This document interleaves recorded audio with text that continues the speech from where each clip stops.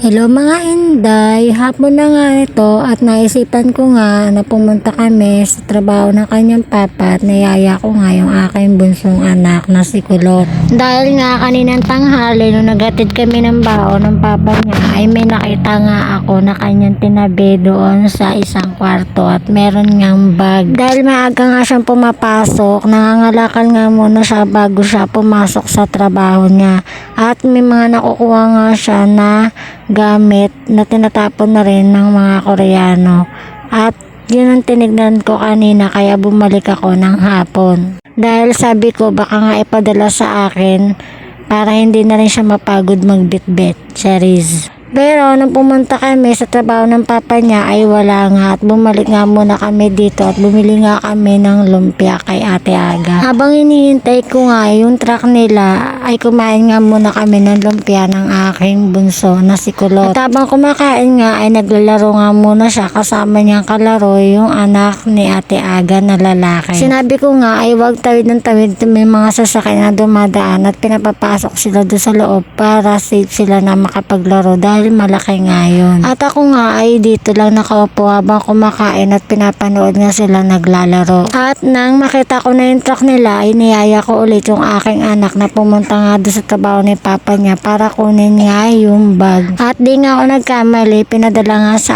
akin ng aking asawa yung bag at ito nga ay aking yaang box. Ito ay isang iced tea, hindi pa to expired, 2027 pa to. Yung mga Koreano kasi pag ayos na nila yung isang bagay, tinatapon na nila kahit na hindi pa expired.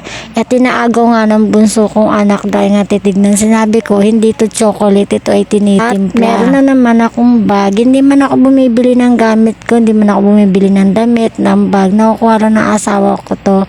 At ayun nga ay nakakapag-ipon ako ng mga gamit ko. O diba, mga branded pa yan. At meron pa nga kasama mga punda. Bago ko to ilagay sa mga unan namin ay syempre lalaban muna natin. At ng mga bandang alas 5 nga at niyaya ako ng aking asawa na pumunta nga sa palengke para nga bumili ng aming ulam.